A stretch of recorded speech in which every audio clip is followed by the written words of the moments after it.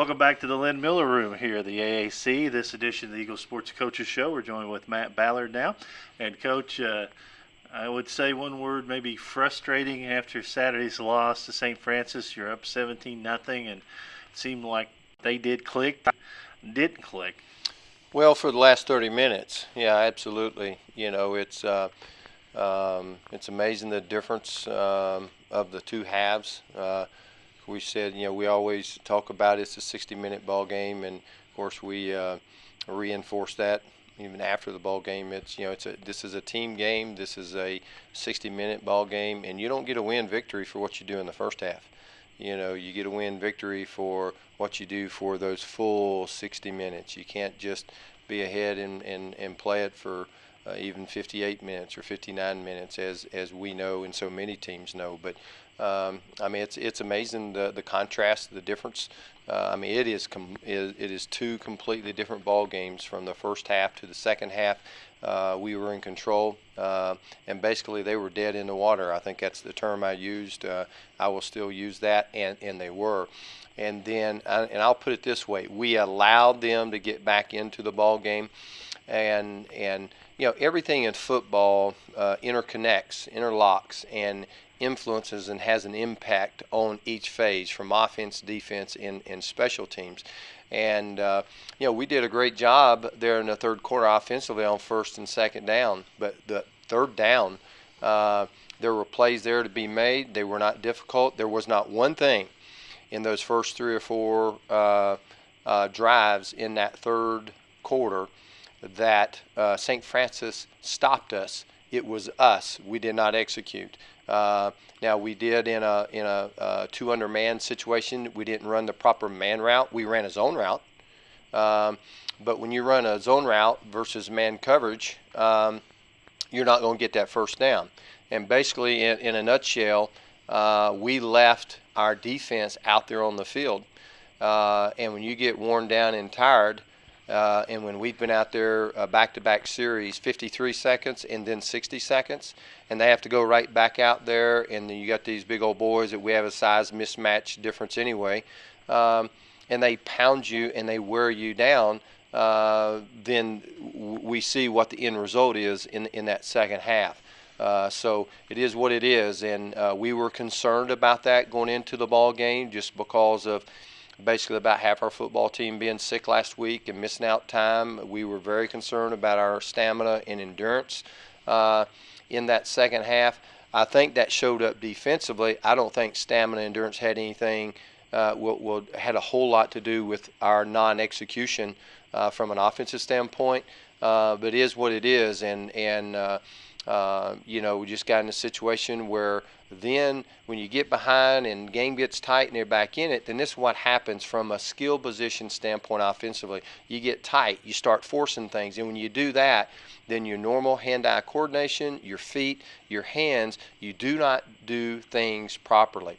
And so we have to learn from that situation and just kind of keep our poise, and you're not going to win the ball game in one play. You just got to play each play, take it first down, and kind of crawl your way back into the ball game. You mentioned 40 minutes defense was on the field. They had the ball 40 minutes. We had it 19 and change.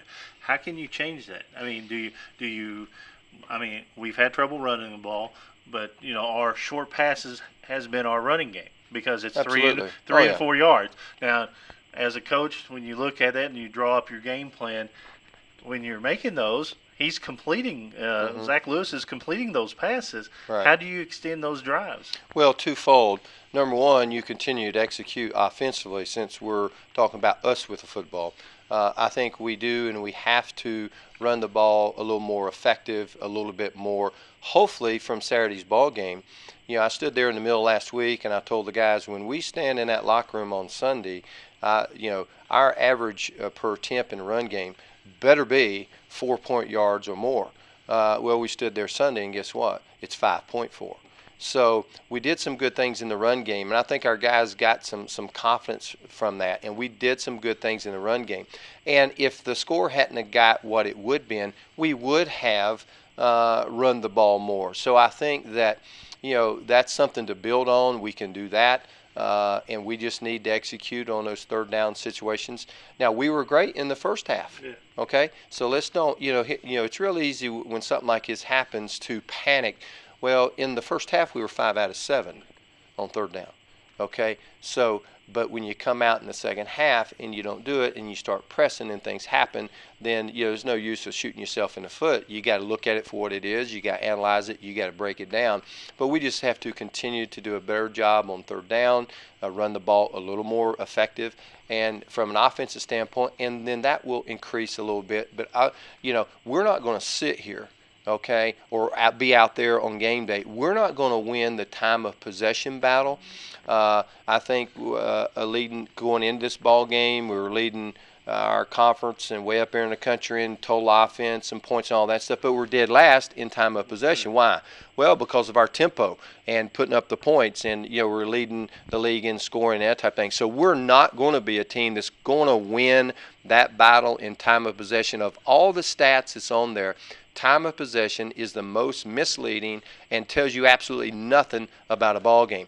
It's what you do with that time on the field. So yeah, we need to control and continue our drives better from an offensive standpoint, but defensively, then what's the breakdown? The breakdown is we got to quit making mental mistakes and breakdowns where we don't pinch, or we're wrong arming when we're supposed to keep outside arm free, or when we're supposed to wrong arm something, then we don't do that, or when a linebacker thinks the call is left and he goes right and he doesn't scrape or he gets cut off, or when everybody else up front does their job but then the safety doesn't read his block and it blocks down, he doesn't come up and support in the hole, and if he stands there and watches or he's backpedaling, okay, then guess what? Here comes a guard or lead blocker through the hole, and here comes a running back. So, this thing's not real complicated. Football's really simple. It's really basic. It's fundamental, technique, and assignment. So that's the area on both sides and in the special teams that we have to do a better job. See, we were getting worn down defensively, but guess what?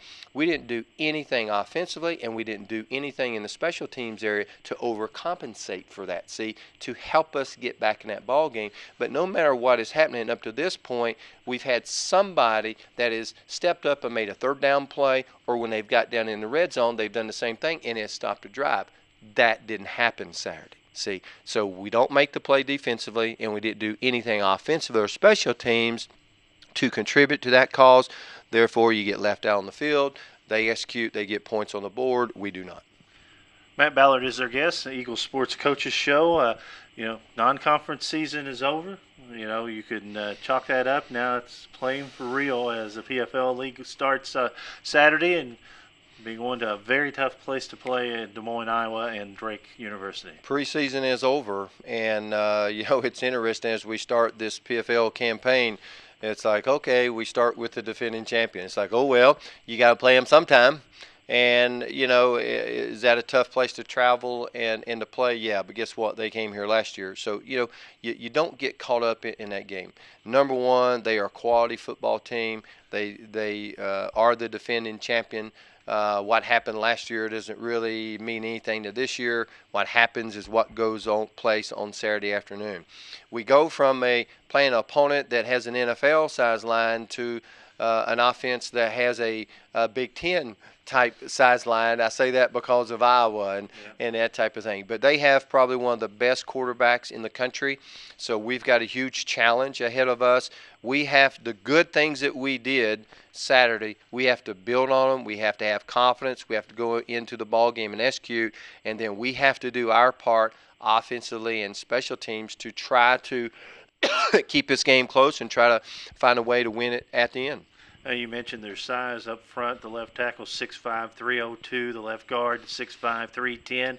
The center's a shrimp because he's 6'2", 284. Then the right side is the tackle is 285 and the guard is 311. So that's what you face, and this is what we usually face week in and week out. Absolutely, and I've always said this, that it's amazing how year in, year out a schedule plays out, and what you're faced with and the obstacles that you are countered with on the football field, if you learn from them, how that prepares you for your next opponent or something down the road in your schedule.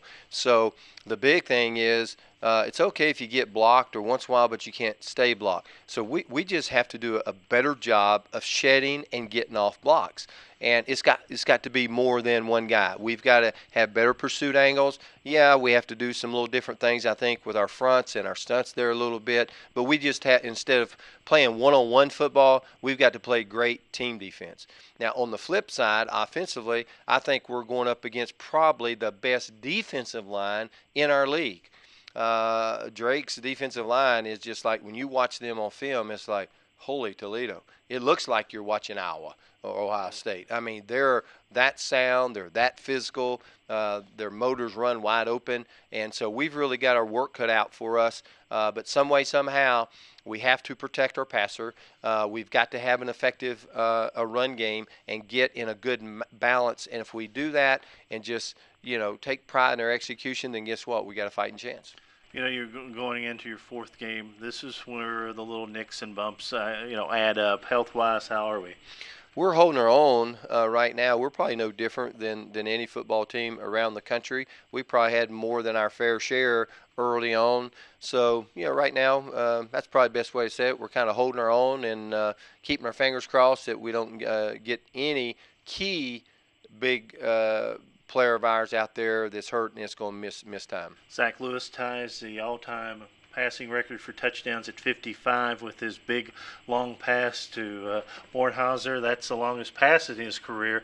I mean, he's put together some great numbers here at Morehead State. He sure has, and Zach just wants to go out there and compete and get better and do anything he can to help his football team win football games.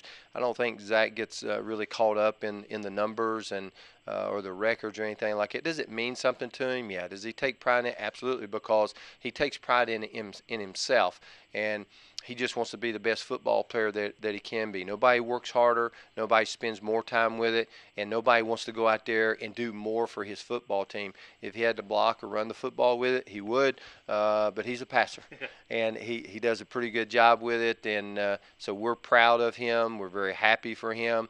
The thing we got to do out there is just go out there and let's get the right read, let's pitch a catch, and when this is all said and done with, then we'll take a real good close look at the numbers and pat you on the back and let's go. But, hey, let's just keep making plays and let's keep playing. Eagles will travel to Des Moines, Iowa, coming up on Saturday. Well, the Eagles will leave Friday and get that nice travel day in. And then Saturday afternoon at 2 o'clock Eastern time will be kickoff. 1:45 will be airtime on the ESN, and we'll do it all again next week, Coach. All right, Jason, thank you. Matt Ballard, head coach of Morehead State, will come back with more. This is the Eagles Sports Coaches Show.